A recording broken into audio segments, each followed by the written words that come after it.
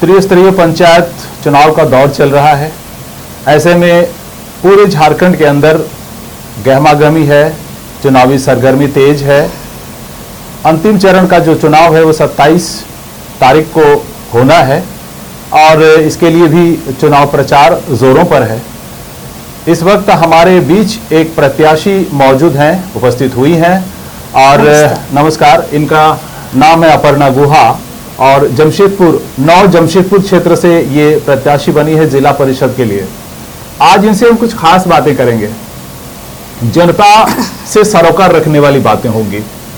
अपर्णा जी, सबसे पहले तो आप अपना जो एक प्रोफाइल है, अपना एक परिचय है, आपकी जो पृष्ठभूमि है सामाजिक जीवन की, उसके बारे में बताएं।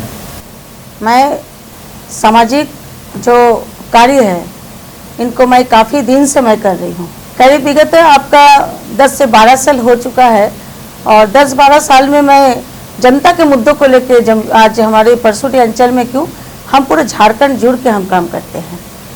कहीं भी किसी भी परिस्थिति में जहाँ की जनता की आवाज़ होती है, उस आवाज़ को, जनता की आवाज़ को मैं बुलंद करने के लिए मैं लड़ जाती हूँ। मैं पंचायत चुनाव के लिए मैं सिर्फ जो आज समाज में मैं उतरी हुई बात नहीं है। हमारी परसुटी अंचल में एक एक जनता को अपना हम परिवार सोचते हैं, इसलिए मैं जनता के मुद्दों को आवाज़ उठाती हूँ और मैं काम करती हूँ। जब मैं अपना सामाजिक जीवन मैं शुरू की थी, मैं परसुटी में आई थी जब यहाँ पर मैं अकेले घूम के पहले वीडियो ऑफिस में जो जनता दरबार लगती थी, उस जनता दरबार में जाती थी मैं खुद अकेले। जहाँ जनता दरबार लगती तो वहाँ मैं जनता की आवाज़ को लेके मैं बुलंद करती थी। हम सामाजिक बहुत सारी संस्था से जुड़े हुए हैं। मैं शांति समिति के मैं मेंबर भी हूँ। एक राजनीतिक दल में भी हम जुड़े हुए हैं। राजनीतिक दल से जुड़ने से पहले मैं सबसे पहले प्रायोरिटी देती हूँ अपना जनता को। चुनाव में मैं इसलिए उतरी, मैं खुद नहीं उतरी हूँ, मुझे उतारा गया है। वहाँ के जो हमारे जो बुद्धिजीवी, जो हमारे पिता बराबर जो है, सभी कुछ दिन पहले की बात है, मेरी कुछ तबीयत खराब हो गई थी। मुझे डॉक्टर बोले थे कि 10 दिन रेस्ट लेने के लिए, तो मैं घर पे सोई हुई थी। तो कुछ अंकल लोग मुझे कुछ दिन से फ़ोन किए थे कि आप चुनाव में नहीं उतरिएगा। तो मैंने कहा कि अंकल जी तबीयत तो ख़राब है, पर नहीं तो आपका हक बनता है, क्योंकि आपके जैसे महिलाओं को हमें यहाँ की ज़रूरत है।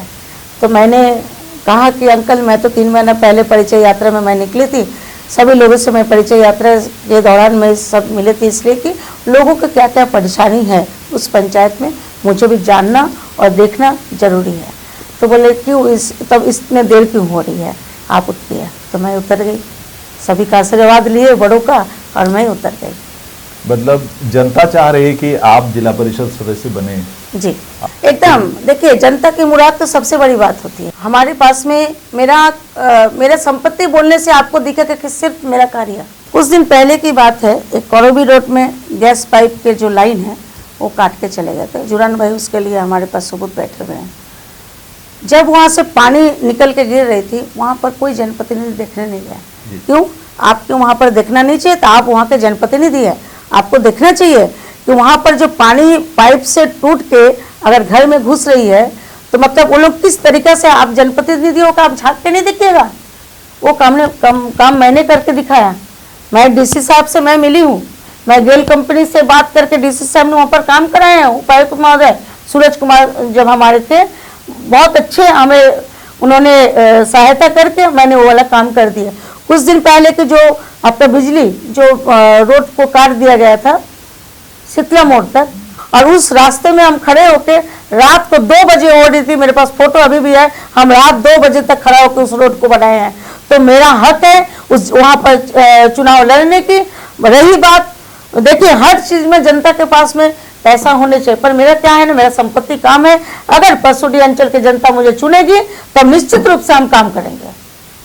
आप परसुटी अंचल में जिनका जनप्रतिनिधि इतने हैं, पर आज देखिए हमारे परसुटी अंचल के जो रोड है, सड़क है, आज शीतला चौक से लेके आप अप टू आप देखिए हमारे बैंक ऑफ इंडिया, इतना दूर तक जो रास्ता की जो गति हुई थी, उस रास्ते में हम खुद खड़े होके उस रास्ते को हमने पास करवा के किस तरीक़ा से, क्योंकि हम सरकार में नहीं थे, हमारे जनता भी उस समय, हम जनप्रतिनिधि भी नहीं है, हमारे कुछ पावर नहीं है, हम सिर्फ एक सामाजिक इंसान है। हम वहाँ के ग्रामीण लोगों को लेके मैंने वहाँ पर धरना प्रदर्शन किया। मैंने उस रोड के लिए मैंने लड़ा और लड़के मैं उस सड़क को मैंने बनाया है।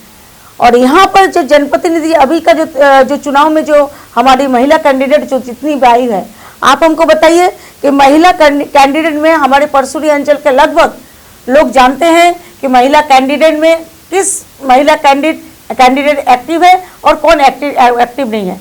क्योंकि मेरा एक जब हमारे कोरोना के समय थी और अभी भी हमको लगता है 6 साल हो गया, हमने एक तो एम्बुलेंस का हम लोग सेवा देते हैं।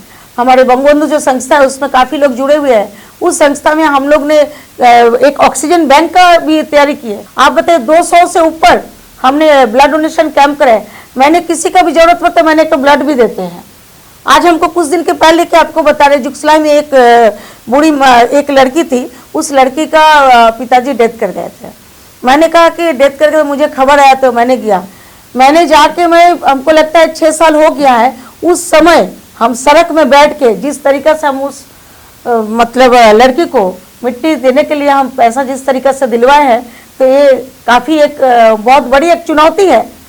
और अभी जो महिला जो जितनी भी कैंडिडेट उतरी है, हमको ये एक चुनौती इसलिए हम उतरे हैं कि उन लोग का सामने में किसी के पास में किसी का हस्बैंड है तो किसी का देवर है, तो मेरा कौन है? मेरे साथ जनता है। मैंने उतर गया चुनावी उतर गए और हम लड़ेंगे भी। हमारे वहाँ पर जनप्रतिनिधियों का सिर्फ कुर्सी चाहिए और कुछ नहीं चाहिए। आज कुर्सी का और परिवार चाहिए उन लोगों, क्योंकि अगर वो कुर्सी छोड़ देंगे तो भाई अगला तो कोई बैठ जाएगा ना। तो वहाँ कुर्सी का मार क्यों हो रहा? जो महिला हमारे साथ में कैंडिडेट है वो मेरे साथ में हमारे टक्कर करे ना। हम तो टेबल ठोक के बात कर सकते हैं जी, हम तो प्रशासन से बात कर लेंगे, हम भी कोई भी अधिकारी या सरकारी अफसर से हम बात करके काम करा लेंगे। पर उन लोगों का क्या उतना वजूद है काम कराने का? अगर हम सचमुच जनता के लिए हैं तो हमें परसुरी अंचल के जनता हमें इसके लिए हमको देखेगी कि हाँ हम क्या काम करते हैं और वहाँ पर क्या काम होती है। हमें लग रहा है कि आप जिस तरीके से बोल रही है, आप काम करती हैं तभी बोल पा रही है जी, ये साबित करता है। आज जो जितने जनप्रतिनिधि जीते हैं या जीतते हैं, आज जिन जनप्रतिनिधि आपका जिस सरकार उनका रहते हुए भी वो भी कोई ना कोई पार्टी से बिलोंग करते हैं, वो जब अपना उनका एमएलए एमपी उनके साथ थे उस समय भी वो जनप्रतिनिधि हमारे परसुरी अंचल के लिए क्या किया है। आज जिनके घर के अपने स्त्रियों को अपना घर के परिवार को उतर रहे हैं, जब वो 10 साल अपना जब विधायक प्रतिनिधि थे उस समय कहाँ काम किए थे उनका, हमको जरा बता दो परसुरी अंचल के लिए क्या काम किए थे। और हम टेबल ठोक के बात कर सकते हैं कि हम काम किए हैं, मेरे बोलने के लिए इसीलिए मेरे में ताकत है कि हम बोल सकते हैं हम क्या किए हैं। रही सवाल डिबेट के, क्योंकि डिबेट में हम इसलिए आपको बोल रहे हैं क्योंकि डिबेट में उन लोग आना नहीं चाहेंगे, क्योंकि मेरे साथ में सक्षम नहीं है। हम क्लियर की बात करते हैं, हमेशा क्लियर है। आज अब किसी भी न्यूज़ चैनल में आप लोग हमको जानते ही होंगे कि हम किस तरीक़ा से लड़ाकू झड़क मुझ में हिम्मत है। आज देखिए हम छोटे छोटे भाई लोग को लेकर काम करते हैं। आज मेरे साथ में जुड़न भाई है, जुड़न भाई ड्यूटी से आके मेरे को आज सहयोग करते, दीदी कहाँ जाना है, तो मैं छोटे छोटे भाई को लेके ही काम करते। और अगर हम हार भी जाते तो हम काम करेंगे, अगर जीत भी जाते तो हम काम करेंगे। आज महिलाओं को क्या रोजगार दिया जाता है हमें बताइए। आज महिलाओं को वहाँ पर जो महिलाएं रात को निकलेगी किस तरीके से निकलेगी, उसका क्या उपाय है? कोई जनप्रतिनिधि समझते हैं कि महिलाओं को सुरक्षा किया जाता है? ये हमको थोड़ा बताए ना कि महिलाओं को क्या योजना है, ये बताए कैसे रोजगार दिया जाएगा। हमारे वहाँ पर लाइब्रेरी कहाँ है? आज एक एम्बुलेंस नहीं चलता है वहाँ पर। आज हमने वो काम को करके दिखाया जनता को। मेरा बोलने का अधिकार है और लड़ने की अधिकार है और लड़ेंगे भी हम। आप ये बताइए कि आपके जो क्षेत्र है वहाँ पर अभी बुनियादी जो समस्याएं हैं वो कौन कौन सी हैं ज़्यादा, जिस पर आपको काम करना है आने वाले दिनों में? देखिए सबसे पहली बात है तो हमारे वहाँ पर स्वास्थ्य लेके बहुत, एक डॉक्टर आप रात को आप खोजिए तो नहीं मिलेगा।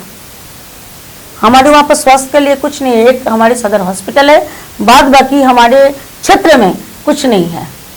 शिक्षा का भी मामला है। आप सरकारी स्कूल में हमको लगता है 2 साल 3 साल की बात है, सरकारी स्कूल में पंखा लाइट कुछ नहीं था। हमने लड़ झगड़ के उस मुद्दे में जाके लड़ झगड़ के हम सरकारी स्कूल में देखिए हमारी संस्था की तरफ से लाइट पंखा सब कुछ चल रहा है, हम लोग किए हैं। अभी जैसे आप काम कर रही हैं आगे भी काम करेंगी, ये आपका आश्वासन है जी जनता के साथ? लेकिन क्या है कि आमतौर पर कोई भी कैंडिडेट इसी तरह से चुनाव से पहले बोलता है, वादे करता है। आपके वादे कुछ उस तरह के तो नहीं? नहीं, बिल्कुल नहीं। मैंने क्या कहा पहले आपको, आज जो जनप्रतिनिधि जीतेंगे तो करेंगे क्या, कि हम करेंगे। और मैं क्या की, मैं कर चुकी हूँ, इसलिए मैं आगे भी करूंगी। और ये मेरा जनता से वादा है। आज ये चैनल के माध्यम से सभी लोग इस चैनल को देखेंगे और हम आपको एक बता रहे हैं कि ये मेरा प्रतिज्ञा बोलिए या मेरा सोच बोलिए, हम जैसे जन मुद्दों को लेकर लड़ते हैं और आगे जाके लड़ेंगे। जीत हार तो है ही है, जीत भी होगी हार भी होगी, कोई तो जीतेगा कोई तो हारेगा। अगर हम हार भी जाए तो इस जीत में जो जीतेंगे उसमें भी मेरी जीत होगी। हमारे पास में देखिए ह्यूज पैसा तो मेरे पास नहीं है, जो है मेरा काम संपत्ति है और लोगों के पास जा रहे हैं, अपना पैम्पलेट दे रहे हैं, हाथ जोड़ रहे हैं। अगर जनता समर्थन करेगी तो हम चुनाव जीत के आ जाएंगे। ऐसा ही हो, मशाल न्यूज़ भी चाहता है, हम भी चाहते हैं कि आप जैसे सक्रिय कार्यकर्ता चुनकर आए, जिला परिषद में आए, जिला परिषद सदस्य बने और बहुत ही सघन रूप से आप जनता की सेवा करें, काम करें। हम शुभकामनाएं देते हैं आपको। अब जनता के लिए कोई संदेश आपका? देखिए, जनता सर्वोपरि होती है और परसुरी अंचल में खास करके सड़क, नाली, वृद्धा पेंशन, विधवा पेंशन ये लगे रहते हैं। पर मैंने हट के काम करेंगे। मेरा यही एक रहेगा कि वहाँ की शिक्षा व्यवस्था, वहाँ की स्वास्थ्य व्यवस्था, वहाँ की सड़क व्यवस्था और वहाँ महिला सुरक्षा की व्यवस्था और महिला के रोजगार का व्यवस्था, ये हमारे पास में हर दम रहेंगे और हम जीत पाएंगे। मेरा पहला काम रहेगा। ये 5 काम के लिए हम तो बहुत कम बोल दिए, 5 काम एक हम करके दिखाएंगे। ये इनका घोषणा पत्र है। अब एक तरह से कहिए मौखिक रूप से इन्होंने बताया कि जो इनकी प्रायोरिटी है क्षेत्र में क्या काम करेंगी आने वाले दिनों में, ये इन्होंने बता दिया अपर्णा जी ने। अब हम आपसे गुजारिश करते हैं मशाल न्यूज़ की तरफ से कि ऐसे जो भी कैंडिडेट हों, हम इनका समर्थन नहीं कर रहे हैं, हम ऐसे कहेंगे कि कहीं भी किसी भी क्षेत्र में अगर आप अपने कैंडिडेट को लाना चाहते हैं तो अच्छे चुनकर आप लाएं, जो सच्चे अर्थों में काम करे, ताकि आपको अगले 5 साल तक पछताना न पड़े अपने निर्णय पर। सच्चे आदमी को वोट दें, ईमानदार आदमी को वोट दें, कर्मठ आदमी को वोट दें।